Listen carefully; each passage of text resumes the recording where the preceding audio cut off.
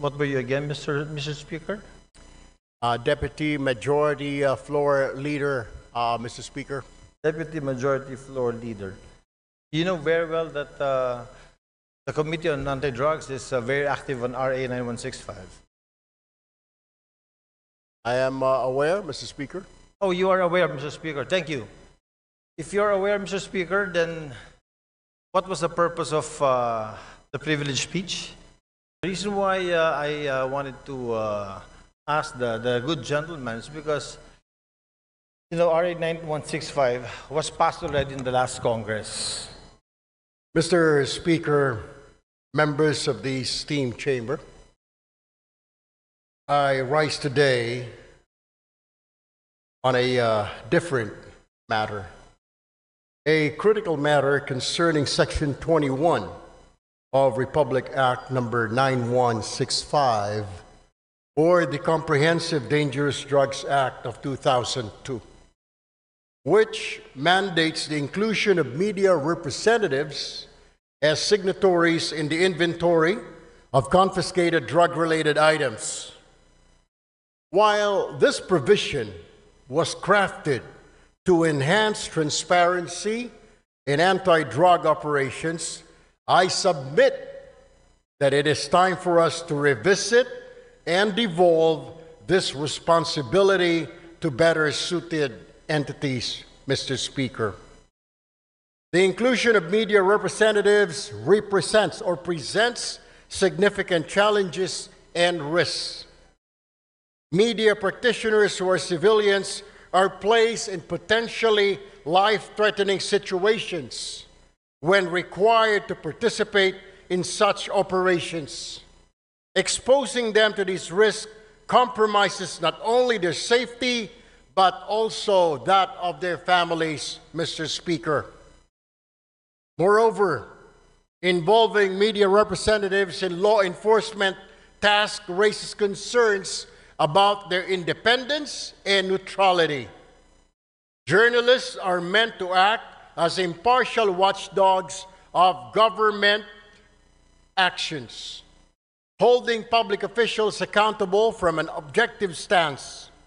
Requiring their direct participation, Mr. Speaker, in these operations undermines their role and may cast doubt on their credibility and impartiality. It is imperative that we devolve this responsibility to more appropriate witnesses who are already empowered under the law. Section 21 of RA 9165 already mandates the presence of Department of Justice representatives and barangay officials as witnesses in this process, Mr. Speaker. These individuals are better suited to fulfill the role of ensuring transparency and accountability in documentation of confiscated drug-related items. Additionally, we can enhance existing safeguards to further promote transparency without involving media personnel. Like comprehensive video documentation can serve as a reliable and tamper-proof record of the inventory process, ensuring accountability without requiring physical witness to be present in dangerous environments. Increased training and oversight for DOJ and barangay representatives can strengthen their ability to act as effective witnesses. By devolving, Mr. Speaker, this responsibility to individuals already mandated and equipped for this role, we can preserve the safety of our media professionals, uphold journalistic independence, and maintain the integrity of anti-drug operations. Mr. Speaker, I urge this esteemed chamber to consider an amendment to Section 21 of Republic Act 9165, replacing media representatives with more suitable alternatives while reinforcing mechanisms for accountability and transparency.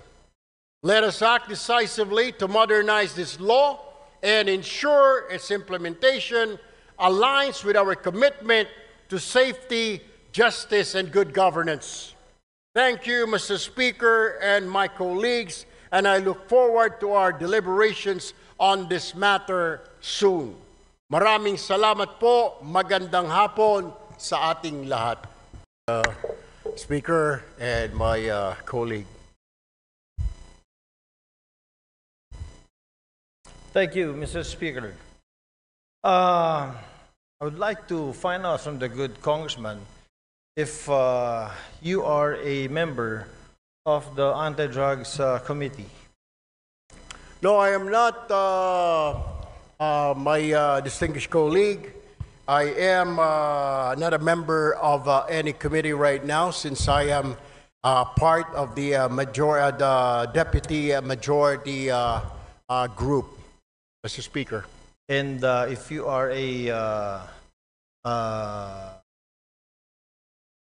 what were you again, Mr. Speaker? Deputy Majority Floor Leader, Mr. Speaker. Deputy Majority Floor Leader. I am very sure, Mr. Speaker, that you know very well that the Committee on Anti-Drugs is very active on RA 9165. I am aware, Mr. Speaker. Oh, you are aware, Mr. Speaker. Thank you. If you are aware, Mr. Speaker, then what was the purpose of the privileged speech? I don't know if my distinguished colleague was present when I was mentioning an amendment on Section 21 of RA 9165, particularly exempting the media from being signatories in drug-related operations, particularly on confiscated items, Mr. Speaker. All right. Thank you, Mr. Speaker. And during this Congress, it has also been amended. And in Section 21 of RA 9165, I don't know if the good gentleman is aware, the Deputy Majority Floor Leader is aware that Section 21 has been taken up. Can you repeat that, Mr. Speaker? Tagalogin ko po. Aware po ba tayo na yung Section 21 po, ito po ay tinitake up po dun sa amendments natin sa RA 9165 in the committee. Kaya nga po, Mr. Speaker, kailangan natin balikan at bilis-bilisan po ang problema po natin sa Kongreso. Kaya po tayo napupulaan ng mga kababayan natin. Napakarami natin mga batas na kailangang ayusin, subalit hindi po naaayos, kaya kailangan po natin bilis-bilisan. Kung ito po ay na-take up, sana po ay bilisan pa para kaagad po ito ay ma-review at magawan po natin ang paraan dahil ito po ay kahilingan ng mga kasamahan po ng ating Fourth Estate, Mr. Speaker. Tama po. Napakaganda pong suggestion po niyan. Since kayo po ay malakas po sa Senado, baka pwede pong sila pong sabihan ninyo dahil wala po tayong counterpart sa Senado. Tapos na po tayo sa amendments natin. At yung pong privileged speech niyo kanina, pagtanggal po ng media, personalities, pag dumarating ang inventory time, pag mayroong buybacks, wala na po sa provision. Pagdating ho natin doon, Mr. Speaker, we will do that. But for now, we really have to look into this, maybe push on and convince our counterparts in the Senate to pass this law immediately. Matatagalan pa po tayo kasi dadaan pa po tayo ng eleksyon. Pag hinintay po natin na umabot kayo ng Senado, ay isang taon na naman po yun. Congratulations po at inamin nyo na talagang panalo na kayo sa Senado. I'm very happy that a colleague of ours will be in the Senate soon. Pero ibabalik ko lang po, Mr. Senator, na ito pong hinihiling ninyo na tanggalin natin or i-amend natin sa Provision 21 of RA 9165, matagal na po naming tinabaho ito sa aming komite at tinanggal po talaga po namin to. Ang tanging hiling namin, katulad din ng hinihiling ninyo, sana nga po mapabilis natin ito sa Senado. Dahil sa Senado po, hindi ko alam, pero baka pwedeng kayo na po ang magsalita. Baka pwedeng kayo na mag-privilege speech. Pakisabi na bilis-bilisan po para itong hinihiling natin na ma-amend itong Section 21 ay matapos na. Alam niyo ho, I will just have to correct my colleague. Hindi pa po ako senador, Your Honor. Ako po ay isang mambabatas, ako po ay isang representative, hindi pa po ako senador. Do, tumatakbo po ako senador, nais ko lamang po linawin na ako po ay isang congressman. Correct. Ako po ay member ng ACT-CIS party list at hindi po ako senador. Baka ang inyo po ibig sabihin, yung aking po nakatatandang kahuya po, siya po yung senador. Pangalawa, kaya ako nga po pinapabilis-bilisan para marinig po tayo sa Senado. Nabilis-bilisan po nila dahil ito po ay hindi pa naman batas. Habang ito hindi pa batas, ala hong saysay ang pagre-review, wala hong saysay ang pagtanggal ho natin ng section na yan, Section 21, kung hindi pa naman po ito batas. What I am trying to point out, Mr. Speaker, I guess we have to do something about it. And para marinig ko, kaya ho tayo nagka-privilege speech para marinig po tayo sa Senado. Now, we are waiting for the decision, Mr. Speaker. If I can only do a privilege speech in the Senate, then I will do so. Unfortunately, I'm still here, a member of 19th Congress, Mr. Speaker. Salamat. Salamat, Mr. Congressman.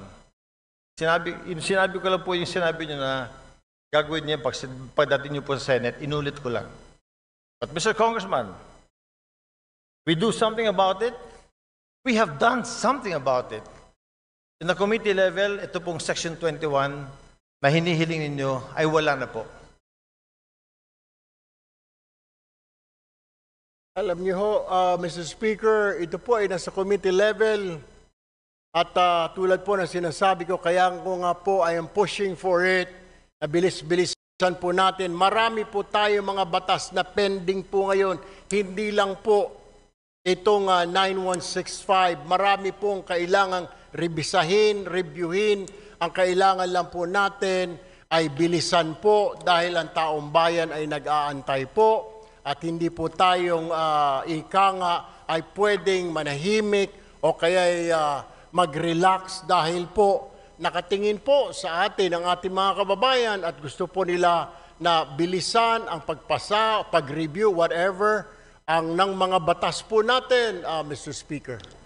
Therefore, Mr. Speaker, I think the correct manifestation should be, since the requested section is to be amended, and it has been replaced already, Mr. Speaker, is that the correct manifestation should be, we request that the Senate should fast-track this House version of RA 9165. That, I think, is the correct manifestation, Mr. Chair. I will take that, Mr. Speaker, but what I am saying is that the reason why I stood up today to remind not only our members here, but also our counterpart in the Senate, because I am sure they're also reviewing what we're doing here and watching us, to fast-track. Kung meron man, kung nandyan na po sa kanilang mga kamay, na bilisan, because we cannot dictate them. We can only suggest, Mr. Speaker. We can only tell them and inform the public that we already did this. Tama po ang ating kasamahan na sinasabi niya pong ni-review na po yan, inalis na po yan, para malaman po ng taong bayan na wala na po yan, wala na sa kamay natin, yan po ay nasa kamay na ng Senado para bilis-bilisan po nila. And that is the purpose of my privileged speech this afternoon, Mr. Speaker, my dear colleague. Sir. Thank you, Mr. Speaker. Oh, I thought amending Section 21 was the main thrust of the privilege speech. I didn't know it was to fast track the House version of 9165. But nevertheless, Mr. Chair, yun na rin po ang hinihiling natin.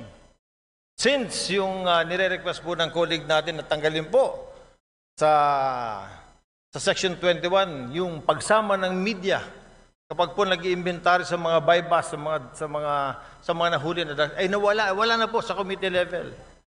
Wala na po, pumasa na po sa atin.